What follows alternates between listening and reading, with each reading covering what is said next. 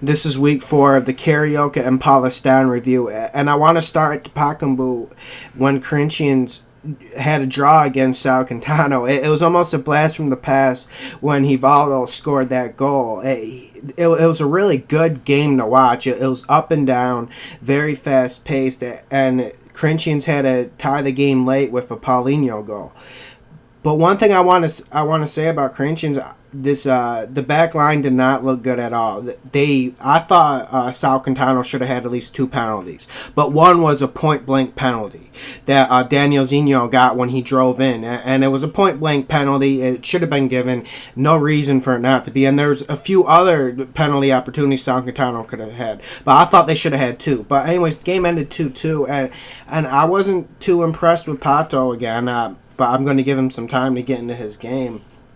But this is a worrying loss for Corinthians because they put out their first team, and Cheech just said they're starting to get in a rhythm, but I didn't see much rhythm here, and the defense has to be questioned, especially when you look at Paulo Andre and what Gio did with Chicão out. And I know Chicão's going to be back in there soon. It's not a serious injury, but we have to take a look and say, what are Corinthians going to do if Chicão continues to miss games? So that's definitely a question mark, especially since I felt like even if Chicão went out, I felt like that back four would hold up regardless. But I'm not trying to jump to conclusions, but that's something to watch. Is this back four going to hold up without Chicão? Another game that was really fun to watch was the Clásico between Fluminense and between Vasco. And Vasco actually came out and played a lot better than I was expecting.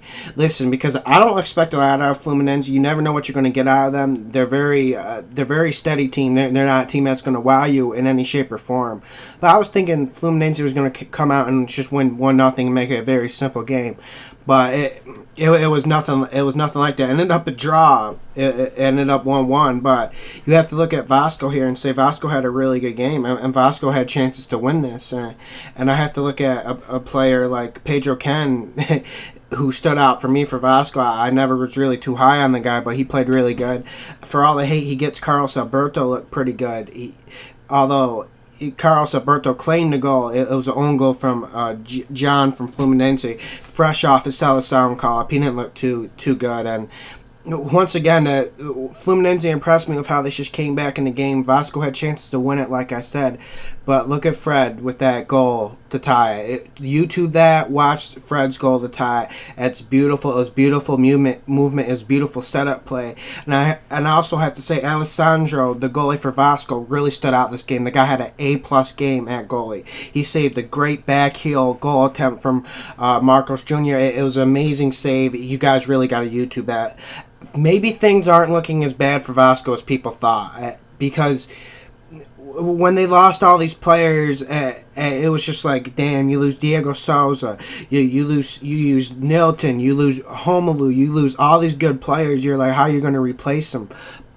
And you even lose Felipe to Fluminense, so that was a low blow. But once again, like, Gaúcho has these guys playing good, so I'm not saying they're going to be good in the Brasileiro, but I don't think they're going to get relegated when it comes to that time, because I think they're a competitive team. And even though they're not deep, I feel like they can claw their way to a mid-table season this year. No relegation for Vasco. And Fluminense has to look forward to the Copa Libertadores. That's the big story from this, and I think they're going to be ready, and they're going to kick ass in Venezuela. I'm picking Fluminense to win 2-1 on the road when they go to Caracas in Venezuela. Now on to Santos. At the Pacaembu, Santos lost 3-1 to Paulista, and it wasn't a good game in any shape or form for this team. Once again, the back four struggled. Guilherme gave away a penalty. It was a penalty. I have to be honest about that. Even though I'm a Santos fan, I will admit that was a penalty.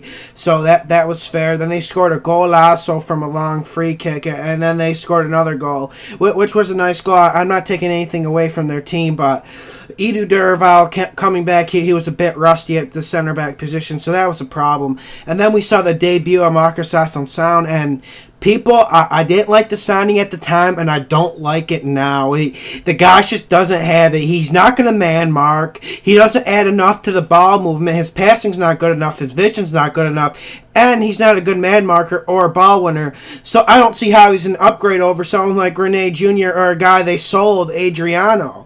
So I'm not really seeing that. And Mercy really needs to start answering some questions, because when this team gets down, they're down 1-0. Santos cannot come back. This has been a problem for about a year and a half. Santos is one of the best teams if we have the lead, but if there's no lead, this team can't play. And Montiel and Neymar, they haven't clicked yet. They haven't found their rhythm, and I'm being patient with it. I'm sure that rhythm will come, but by now it hasn't. And Morales, everyone is hyping this guy up as the new number 9 for Santos. I don't really see it. I don't really think he's that big an upgrade over Andre. Personally, I think him and Andre are even. They should rotate game started until someone stands out. I don't think Morales has stood out, personally, for me. And Neymar, he tried his best, but he just couldn't do enough. He scored a consolation goal in extra time when Santos already was losing 3-0. So at least Neymar got a consolation goal, and Neymar wasn't all that good either. But he fought to the end, and he fought hard that whole game, even though it was very challenging. He got himself a new girlfriend, too, so congratulations. Hopefully, Santos is better against Ponte Preta this weekend, because Mercy really needs to think about how he's going to get this team to play together. And like I said, there's no rhythm in the game, so Mercy really needs to get this team figured out, and maybe it was just a lackluster performance before Carnival. And one game I want to preview this weekend, one game I'm really pumped about this weekend, Santos Ponte is going to be good, but one game I'm extremely pumped about this weekend is not Corinthians Palmeiras, although I am looking forward to watching that. But the game I'm most looking forward to seeing is the Clásico in Rio between Botafogo and Flamengo. You got Botafogo, they're putting out their first lineup, and here's one thing I want to watch with Botafogo for this game. How does Seydor and Nicolas Lodero interact, and are they going to be able to create enough chances? That's the one thing I'm watching, and who knows what Botafogo is going to put up at the number 9 in striker positions. I'm hearing it's Bruno Mendes, so we'll see who starts up there, if it's Henrique or another Vitinho guy they got recently. So we'll see who starts up there, but that's the one thing I'm watching for Botafogo. And here's what I'm watching for Flamengo. Rafinha. This kid is making Flamengo click single-handedly, and I love his effort in the game. But one thing I really like about this 4-3-3 for Durval, that Durval has been putting out, is this midfield combination. You got Caceres, he's the more defensive type, and you got Elias and Ibsen sharing playmaking roles and working on the ball movement, and it's made for some fluid play from Flamengo lately, and it's all starting to come together. With Carlos Eduardo, he's going to be coming into the team in the coming weeks. This team is starting to look very good and might even be able to contend for a Libertadores spot if they get a number 9.